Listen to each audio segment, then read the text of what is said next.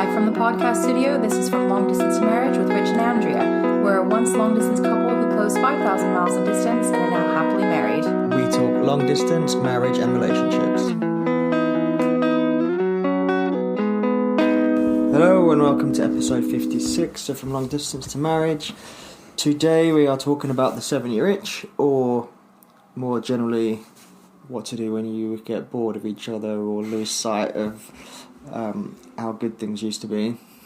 That's bleak. Well, when you get bored of each other. That is what it is. When you start to get wandering eyes and maybe frustrated with each other over little things, and you don't feel the same spark and connection as you used to. And I don't know, I suppose it's just called the 7-year itch because 7 years is typically when people start to wander. But I don't know, I mean, some people start to feel that way immediately, and some people get it after 20 years. But God, I hope not immediately. That's sad.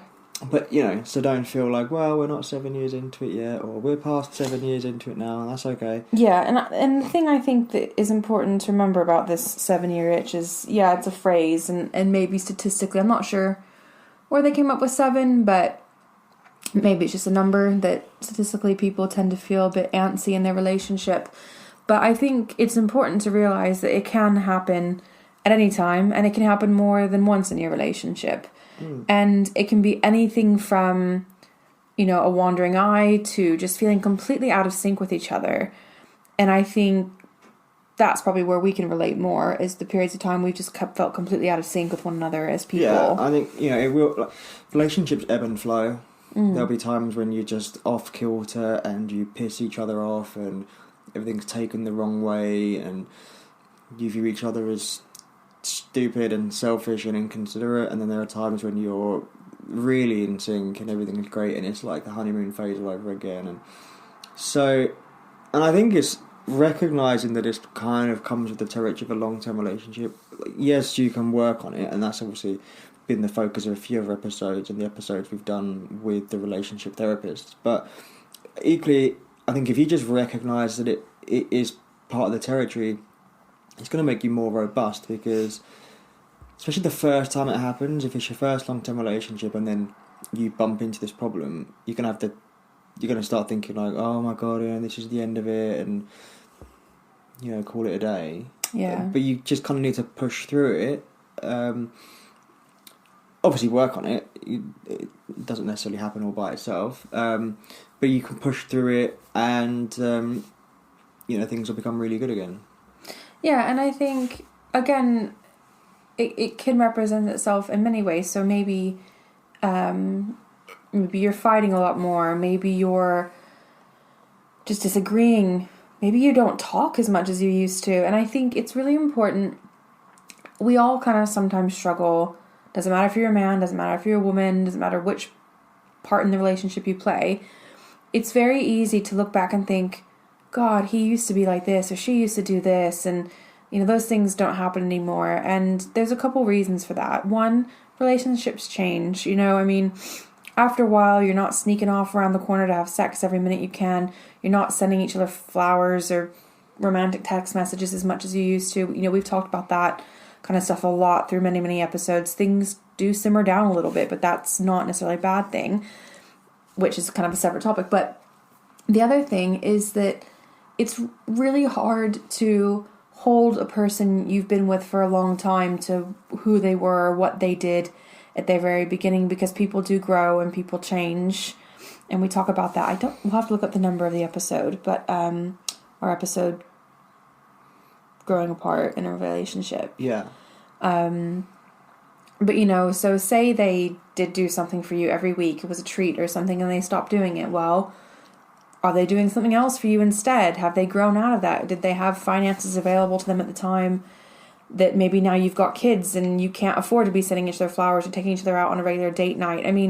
There's all sorts of factors that as your life grows, there's so many more enriching things that come into your life that those things that happen in the early days can easily stop happening, because of different obligations and different patterns to your relationship. Well, and also, it's human nature to get used to things. Like going to maybe a little bit abstract, there's been research on happiness that's found you're a certain level of happiness. You buy something new, you're happier temporarily, and then the level of happiness that you have after that is the same as how happy you were before. And and then you feel the need to buy something again, and then that makes you a bit happier, and then you drop back down to previous level. Like, human nature is just, okay, I'm used to that now. It doesn't hold the same sparkle and captivate me as much as it did a year ago, 3 months ago, whatever it might be. And you start to take things for granted, and it's like, I suppose it's partly what makes us so resilient. You grow up living at home.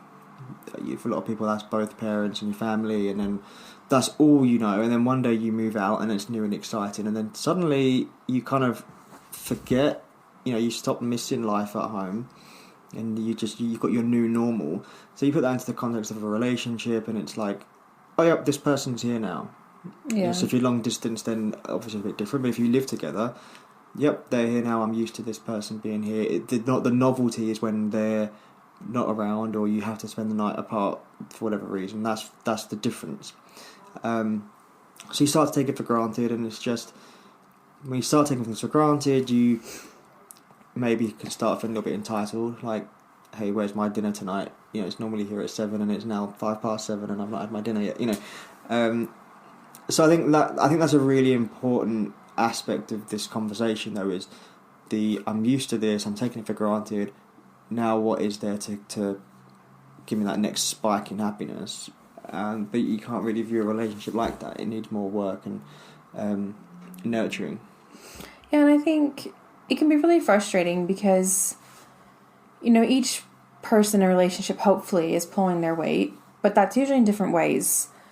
So for us, that looks like Rich kind of handling the finances, Rich kind of driving a lot of the work behind the podcast and the website, and then obviously me helping do the work for it, but you kind of drive it in terms of what needs doing next and what we want to try, and then I'm there to do the labor with you. And then that means that I take care of most of the stuff in the house. I'm the shopping, I'm the cleaning, I'm the cooking, I'm the laundry. But anything I ask you to do around the house, you will do. So you can start to feel a bit like, why am I bogged down with this? Why are you not helping? Why are you not more innovative in something and thinking of better ways to run the household? Or from you, why aren't you looking for better deals? And these are conversations that we have. But you can easily get stuck in your roles, because as people, you are good at different things. And whether or not that follows the traditional layout of, male, female, gender stereotypes, whatever. But you're going to be stuck in different areas. And I think you need to not be afraid to talk about what isn't working for you. And I think maybe traditionally that 7-year period, that's a better part of a decade. And that's a good time for you to realize the things that you're starting to feel a bit weary about. And also where you're not happy maybe in a certain area and what needs changing. That's a good time for the new to wear off and to be like, actually, this part of our relationship isn't working well for me, whether that's how the duties have been split down, or how often you're having sex, or actually, we only go out for a date once every 2 months, and that's not enough for me. So I think it's kind of hard to talk about these things, but you need to. Well, I think that's the important bit too, is that a lot of people see, marriage maybe, but then, not everyone's the marrying type. I think when people see probably living together, that's almost like, okay, that's the end goal now, and then the effort starts to slip. I'll let myself go, or we won't date, or I won't spend as much money on you on these things. Or whereas when you're pursuing someone, or you're in the early stages of dating, or you're not living together and stuff, they're much more effort. You both wear nice clothes, you want to look nice to each other, you wear nice perfume or cologne, you'll go out for dinner, you'll think of like, alright, well, we did that last time, what can we do this time? You'll take trips together. And then it's like, marriage in particular is too often seen as the, oh, well, I've got you now. And it's almost like you can see the real me. Marriage is really the beginning. I think it's not the end. We had to learn this sort of the hard way. But, you need to put like dates back in there and think of new things to do with your time and spend that time together and something to show each other that you're just as excited by each other as you were originally. You think? Yeah, I do. And I think something that's proven really helpful for us when we kind of get in these sort of whacked out phases where we're either just really bickery or maybe we just have a lot going on for ourselves, I mean, we both have pretty demanding jobs. Rich is in a band and stuff like that. So there are times when our projects just pull us apart. And we have to make more of an effort to spend time together. But something that always helps us is kind of going back to our roots in terms of the things that made us feel happy and the things that made us feel close. And when we go back to our early days together, like when I was over here spending a month in the UK the first time we met, and then when Rich came out to spend 6 months with me in America, the things that made us feel the happiest and like the place where we thrive as a couple is off exploring, having days out, road trips, and experiencing something new together. And whenever we start to feel a little bit like that, we always try and see what we can do to put in place to have a day out together. Whether that's just going up to London for the day and going to some of the places that, we've always gone to for years, or, just trying to not recreate an experience, as I think you can't really go back, but just putting yourself in a position where you're doing the things that you originally loved doing together. That holds enormous power and reminds you of, oh God, yeah, this is not that we ever forget why we're together, but it can just make it a little bit more obvious. Like, yeah, this is why it's so great. I think also it's really important. Like a really, really good way out of the slumps is just to find a way to just laugh together. Like every now and then, we'll just spend time just cracking up over something, and you can't force it, so it's kind of hard to say. But like, we've had a few times. And when we discovered Pinterest, like how many years ago? Oh God, at least yeah. in the evening, just looking at memes, ridiculous memes, and because it just puts you in a good mood, and it makes you feel really positive about the person that's laughing that hard next to you too. So if you're able to do that, and also like if you kind of feel like things are slipping or they're just pissing you off, I think there's a lot of merit in writing down a list of what you originally liked about that person. So it doesn't have to be what you like now, but just try and think back to when it was that you first started talking or first started falling for each other, and you can just think, oh, I remember at the time I liked this, that, and the other. Why do you think, what's the reasoning behind doing it from back then? Because what if they don't do those things anymore? So I don't think it's necessarily what they do. I think because I think it will put you back in that mindset of feeling really fond and positive. Do you mean what character traits that you like then? Is that... It could be character traits, it could be mannerisms, it could be just the things they do, it could be their passion about things. It's going to be different for everyone. If you fell for someone who's really, really passionate about saving the earth, and that's a shared passion, and you feel like not a lot of people in your circle share that, then they're going to stand out for that reason. And maybe it was, oh, they really take good care of themselves, or I really like the way that she flicks her hair, or the way, it could be, like I said, mannerisms, dress sense, like it could be anything. It's shared love of anything. But the benefit of doing it, looking back on it, is that's when that person was really held in high regard by you, when you were pursuing them, and you were pursuing them for a reason, and you were pursuing them over doing other things. Whereas now you might look at them and think, because now you look at them and think, well, you're the person who left toothpaste in the sink, you're the person that left your shoes in the hallway, or didn't do whatever.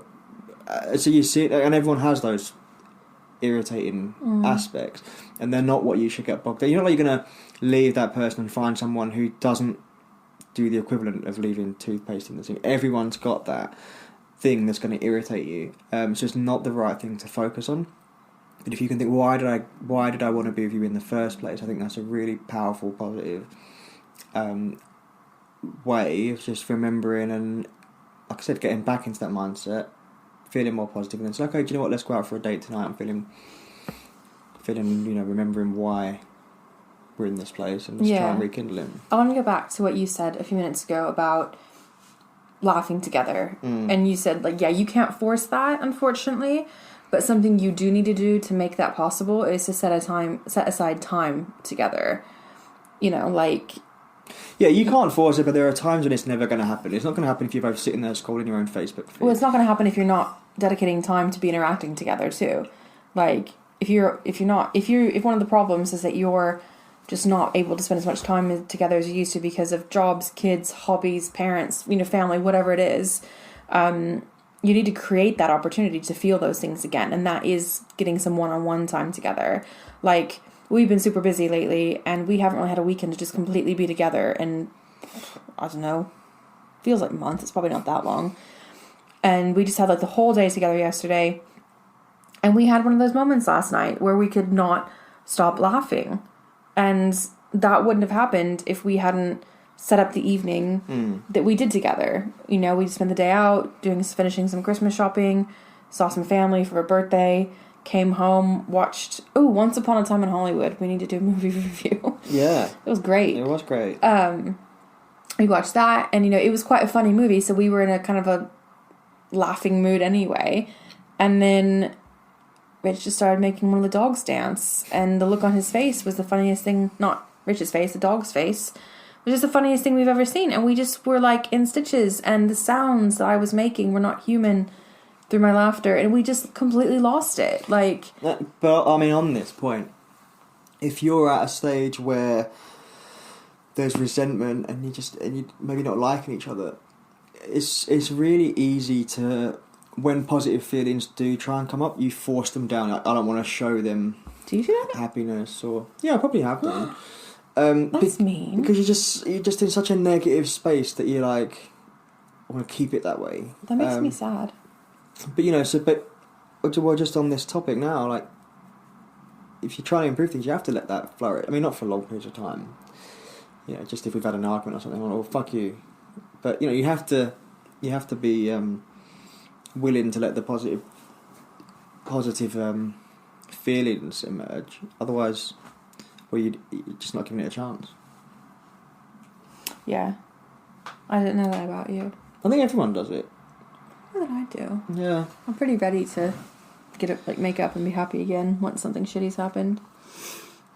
I'm more concerned about making everything okay. I think you're okay to kind of just feel what you feel for a bit. Yeah, maybe. I'm not talking about for one night. I'm talking if this is a prolonged thing of like there's resentment and you're just like, oh, I can't stand the sight of you right now. The question you have to ask yourself is that how I want it to be? And if the answer is yes, well then it's time to call it a day, probably. If the answer is no, I'm in that place, but I don't want to be in that place, I want to go back, then maybe put some pride and things aside and just, okay, well, what can we do? And yeah, and it's a joint effort, and I think the most important thing to do first is to have a conversation and acknowledge that there's this happening in your relationship. Mm-hmm. Hey, we're out of sync. Hey, we're out of sync. Yeah, we're out of sync. I think like we've run out of sync. We're out of sync? Yeah. No. We're out of sync with one another. Yeah. I'm feeling this. I'm frustrated. I'm feeling lackluster about you. You don't do it for me. Obviously, you're not going to say it in that way. But all I'm saying is that you can't essentially decide yourself, like, oh yeah, we're in a rut. I need to fix this. It's not all on you. I mean, I'm sure some of the responsibility's on one of you. And maybe the fault for the way things are is on more on one of you than the other. Does that make sense? Yeah. But you both need to work together to fix it, and it needs to be acknowledged that this is happening. You can't kind of just mysteriously work in the background to try and fix it, because the other person may not even be aware that there's a problem, and they need that information from you to help fix it and to give you what you want, and to realize, oh, hey, yeah, you know what? I'm not getting this that I need. And then they need to communicate to you that they're not getting that, because a lot of times what happens in a relationship is that you don't even know what's wrong. You just feel out of sync. You feel unhappy. You feel unfulfilled. But maybe you can't put your finger on why or what. And part of that may be in your own behavior. Maybe you're acting towards your partner in a different way, which is then affecting the whole relationship, and you don't realize that it's... I think sometimes we think that our actions towards our partner only affect our partner, but they actually affect yourself as well. If I'm being a certain way towards you, that actually makes me feel worse, and I may not even know it. We had a week, I think it was last week, No, I think it was the week before last. You know, my family had gone home after Thanksgiving, and it makes me out of sorts for a while. And I think sometimes Rich can forget that once I've stopped crying about it, it doesn't mean I'm okay. You know, like maybe the first 2 days I'm pretty mopey and I'll talk about it. About, oh, you know, I don't know when I'm going to see them again, or it makes me blah, blah, blah. Eventually I stop talking about it, but that doesn't mean it's not still bothering me or down in there or something's twisted. And I was incredibly snappy with Rich for the better part of a week. And you knew something was bothering me, but you kind of didn't make the connection that, oh yeah, her family just left last week. Just because life's busy and you've had a crazy couple of weeks, bless you, with work stuff. So, you know, we had these conversations of me snapping and then him, what's going on with you? And me being like, oh, I'm sorry, that was out of order, but you did this and it annoyed me. And then finally, me just going, do you know what? I'm not over my family leaving. I know it was a week ago, but it's still upsetting me. And that just completely reset everything. You understood. And then you were happy to be a bit more, I guess, understanding of my ill mood. Because there's a good reason for it. So all I'm saying is that you need to talk about it. It's the most important thing, is to express where you are and why you're out of sync. And if you don't know, talk about it together to try and figure it out. Because maybe your partner, I mean, if you've been together for a long time, I mean, we're coming up on 10 years this summer that we've been together. And sometimes I can see something in Rich before he knows it's bothering him. And particularly vice versa. He'll know something's up with me before I even really know what's going on. I'll know I feel funky and blue and out of it, but I don't know what's wrong with me or even how different I'm acting until it's like, hey, what's going on? So go to your partner, especially if you've been together. If this is like a 7-year kind of rut, rather than a 7-year rut that appears at 2 years or 1 year or whatever, go and say, hey, like, I don't feel right. Like, if you notice something, you know, go to each other. You're there to help each other. You know each other. You love each other. You carry each other through life. But then sometimes a little break. I don't mean like a relationship break. We were on a break. Yeah, we've had that. I can't remember what episode we spoke about it, but we were just really pissing each other off, and you went and stayed with a friend. Not because we were fighting. I did that. I just want to make that clear. It wasn't like I stormed out of the house and was like, fuck you, I'm staying with a friend. My friend and I wanted to have a girls' night. I wanted to drink so I didn't have to drive. And I thought, actually, you know what? Obviously safer to stay the night when I've been drinking. But also, I feel like Rich and I could do with a night apart and just reset the next day. Yeah, because, I mean, I don't think there's anything wrong with that. Like, sometimes you just need your own space. Absolutely. You had an evening with a girlfriend. I had an evening just doing whatever I wanted and just relaxing. No one to talk to, no one to listen to. I could just kind of... I think it was just the peace and space I needed. We went to sleep alone, and it gives you a chance to miss each other. I think missing each other is really important. Oh, totally. And then we didn't see each other the next morning. I was out the next morning. Yeah, when you got home, or when I got home, you were out. So then we didn't see each other until about midday. But then, so because we'd been at work the day before, so it wasn't just the evening we were apart. So we went to work in the morning as normal. So we saw each other about 7 a.m. We didn't see each other again until about lunchtime. So it was over 24 hours, day. Yeah. So, one, we weren't moping for all that time. It wasn't like you said, it didn't storm out. It was a normal working day. The difference was we came home in the evening and we had our own thing going on. And the next morning, we were kind of busy and still apart. So, it was productive time apart rather than forced, sad time apart. But it still gave us the opportunity to then miss each other, and you know, we talk to each other more than we talk to anyone else. So the other person not being there is kind of weird. It's like, oh, I was about to say something when you weren't there, and you know, so I think it's really nice and important every now and then. And by every now and then, I mean, we've done it once. Yeah, but if it's necessary, but we still have evenings apart quite often. Yeah, we have evenings apart, you know. But if it's necessary, then it's necessary. I mean, it shouldn't be necessary every week, but you know, if it is something that you just feel like, oh, I don't want to be around you tonight, then don't be. And that's a really hard thing to hear, but... Well, maybe don't say it. No, but, like, it is a feeling that you're going to get. Like, I love you, but sometimes I don't want to be around you. Yeah. Like, I share my entire space with you, and my entire life, and I think probably for me more so, I can't just go and see my family and say, hey, I'm going to go have a family day. I can't go see my best friend whenever I want. You know, I have friends here that are nice and great, but it's all kind of through you, if that makes sense, apart from my work friends. Mm-hmm. Like, some of my really good friends here are through people that we know as a couple, or through friends of yours, or family of yours. And so there's very little here that is mine, apart from my job and stuff around that. And sometimes I have a craving of just me and my own. So when Rich has a night out with the guys, I love just having a night here, me chilling, relaxing, or just doing the things that I want to do. And that's okay, because, you know, you fell in love with an individual. You know, Rich fell in love with me and the world that I had and the person that I was in that world. And I fell in love with that same thing of him. And when you absorb two lives together in a marriage or living together, you know, whatever the arrangement is, some of that starts to blur and you become this couple. And that's kind of all you are to some people. And that's why I think it's really important that you have that time where you are just you. Whether that is a night at a girlfriend's, a night at home on your own, going and spending that time with your family, it puts you back into that person that you were when you fell in love. Because you were just you, without all the attachment of this other person in this world that you create.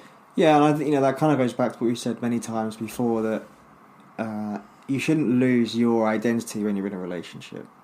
And No. actually, I think a lot of the time, this sort of 7-year itch comes from the fact that a lot of people do give up their identity, and it's like the other person becomes them, and the relationship becomes all you do. And kind of when you do that, you give very little reason for the other person to still find you attractive.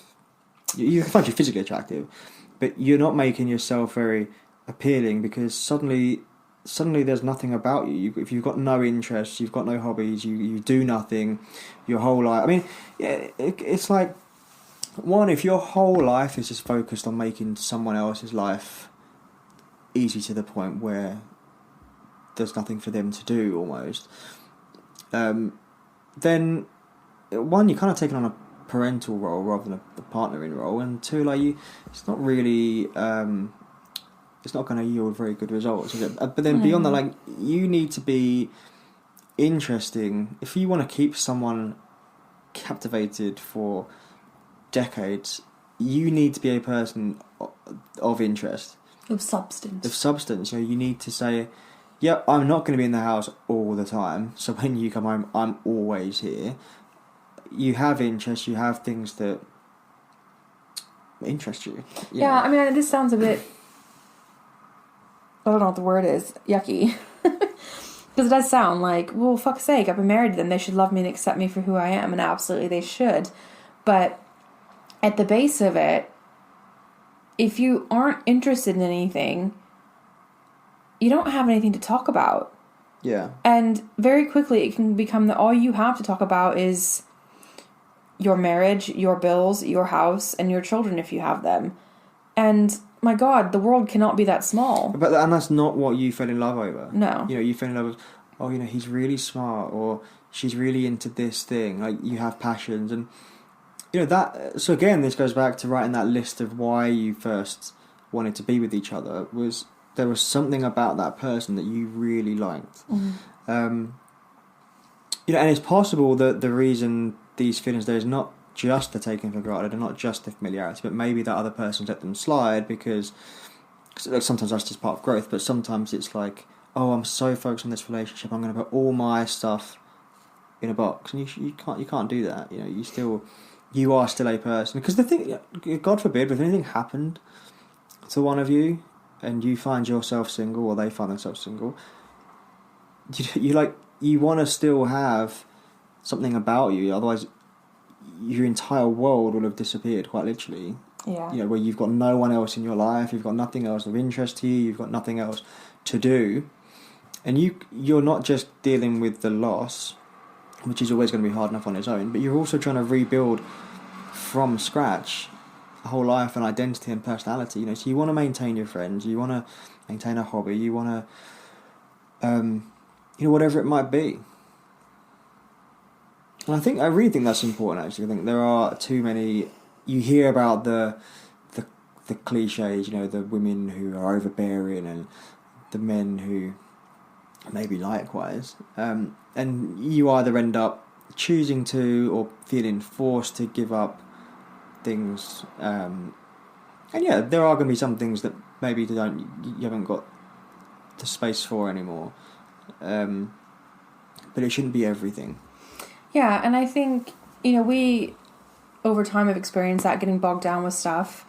And I know, especially early on, when when I moved over here, we were engaged. It was before we got married, and I couldn't work. And Rich was freelancing, so he was working from his bedroom, and I was kind of downstairs. We had nothing to talk about. Like, it was the first time in our relationship where, like, we weren't both working. You know, I didn't have any friends here. I didn't have any money. Well, I had money, but I was living off of kind of savings, and we were trying not to use any of that money until I got a job. And obviously money was going towards the wedding and stuff. And, you know, we still loved each other, and we were really happy to be in the same place. But it was weird because it was the first time that we were just in the same house all day. And, like, you didn't really have much to talk about your work. It was the same kind of thing all the time. I was like, I watched TV, I went for a walk, I worked out, I made wedding invitations. Like, that was all I was doing, and it was really blah. So I can see how if that goes on for a significant period of time where you just don't have anything new to talk about or anything outside of your four walls to talk about, like, for months and months and months and months on end. Jesus. Yeah, and then, then we moved to Kent, so you were near friends more a little bit. I was, you know, then we'd gotten married, and I was able to start working on my next visa. And I had a job, and we weren't together all day. So it was like, oh, great. Like, it's nice to see you. This funny thing happened at the pub today where I was working at the time, and, oh, yeah, this happened at home. The dogs, it was just more to talk about. And, you know, I think a good way to approach it is to think, if I was single now, what am I making myself appealing to someone new? You know, and I mean, I'm not saying you have to be the world's best person, but the world's most interesting man. Yeah, the world's most interesting. No, the most interesting man in the world. But you know, if you wake up at noon and you sit on the couch and you've got Cheeto dust on your shirt all day, and then you go to bed at 3 a.m. and you haven't fucking moved, what are you even doing with your life? What are the odds that someone's got? So if you think, yeah, I'm not acting in a way that's going to get someone of real value into my life that would want to be with me, then you're not going to keep the person that you've got either. You know, so there needs to be some alignment between how you think you would behave if you were single trying to get in a new relationship and the way you behave to maintain a relationship. You have to maintain some level of interest and attractiveness, and because the person you're with is still human. They're not going to look at you and always see the person that you were 10 years ago. They're going to look at you as the person you are now. They may miss the person you were 10 years ago, but they're going to look at you, what have you done? What have I done? You know, so get your act together. Yeah. But mostly just talk about it, I think, is you have to be communicating about this. And again, I can't stress the importance of not just trying to, oh yeah, we're in a rut, I'm going to fix this. Because your partner's efforts aren't going to reflect yours straight away. You know, especially if you're in your own world and you're not in sync. Why would it suddenly sync up just because you're trying? Well, it has to be a conscious effort. The thing about the communication on this is really important, but a huge part of that is the listening. You know, if your partner comes to you and says, "Look, we need to talk about this," you need to hear it.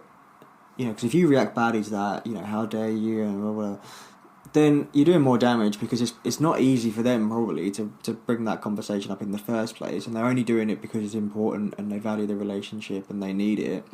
So you need to be prepared to listen, and it may be that you hear some uncomfortable truths. It may be that you disagree with some things, and that's okay. It's not been a punching bag, but you know, communication doesn't just mean talking. I think too many people often think it means I will say what I need to say and get what I want, and actually it means you have to listen and hear things as well, even if it's uncomfortable. Yeah, for shiz. Should we wrap it up? One bit of admin. Alright. Our ultimate guide to long distance is still available. The pre-order is now done. It's just normal order now. Is it £9.99 or £10? It's just £10. £10 might make a great Christmas gift to your partner. I'm just saying. I mean, that might be a bit underwhelming, so make sure you get them something else too. How's it underwhelming? They're saying, I value our relationship and I want to make it incredible. I mean, if I got a PDF for Christmas, I'd be like, right, what else is there? Print it out. Don't get it on its own. Yeah, that's what I'm saying. Get it alongside the Tiffany bracelet. Yeah. And the Paco Rabanne. But if you want it, go to our website, longdistancetomarriage.com, click on the resources button or menu link, there's two, and it will take you straight there. Yes. So, and if you have got it and you've been reading through it, we'd love to hear your feedback. And yeah, we will talk to you guys next week.